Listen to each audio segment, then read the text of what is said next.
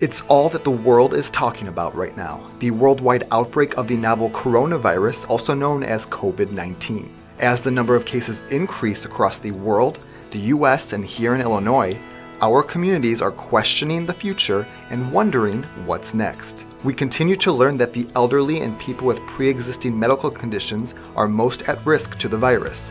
But what about our international and local homeless populations? I visited a Safe Haven Foundation on Chicago's South Side in hopes of giving a voice to a population that sometimes seems voiceless. So Nellie, what does the Safe Haven Foundation do for the homeless community and the city of Chicago? A Safe Haven does a lot for Chicago's homeless. We've been around since 1994. We house about 5,000 people a year. And the vast majority of people that we serve actually do get back on their feet with jobs and permanent housing. For some people, it's a lack of education, job training, substance abuse issues, and other behavioral health care issues, or domestic violence. I mean, the list goes on. It's not a homogeneous population.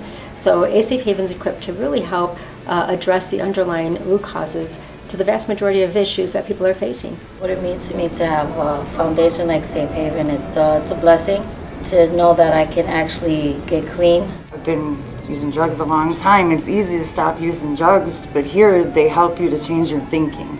Your thinking is the hardest thing to change, and with that helps. It's what's going to help you stay clean. To me, it's a blessing as well, because I've always wanted to come to this place.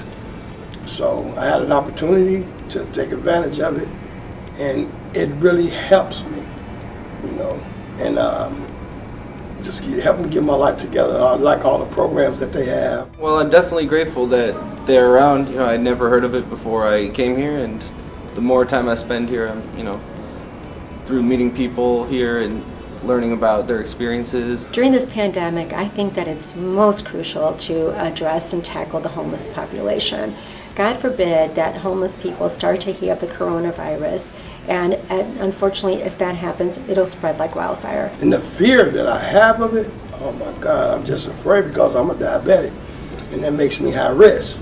I have kids, I'm trying to keep my hands clean, stay away, keep distance from people. I'm scared. I have a 7-month-old daughter, so God, if something happened to me, to her, I couldn't imagine. My fears are definitely for them as far as the United States. I have fears that we might not be doing enough to prevent the spread. I mean, it's serious, obviously, because we've never had where restaurants are shutting down, schools are shutting down. My biggest fear with the businesses being shut down is that we already know the stats, and that is, Jeff, that the vast majority of people out there, about 40 to 50%, are living one paycheck away from being homeless or in poverty. We need to have more places like A Safe Haven out there to make sure that we can accommodate that type of surge. With the coronavirus, that we're going to have more people here. The homeless here in Chicago, I feel it's more hard for them because they are outside, and if they get sick, I mean, as of it being a virus of cold, cough, fever, you're outside, it's cold. And what steps are you taking to stay healthy, Anthony? Keeping my hands clean, staying out the way from people, with coughing and, taking my medication, to help myself, to fight this virus. Just in my day-to-day life here, washing my hands often, cleaning off surfaces, tables, doorknobs. I'm washing my hands a lot.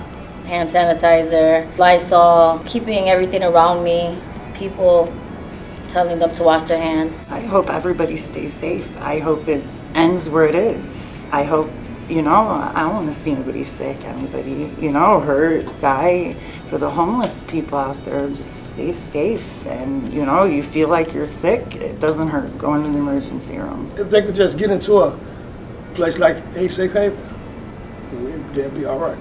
To learn more about A Safe Haven, you can go to our website, asafehaven.org. We can't do it alone. Right now, while we're waiting for government to kick in potentially some funding to help homeless programs, so far of the $58 billion, we have not seen any funding identified to help homeless programs.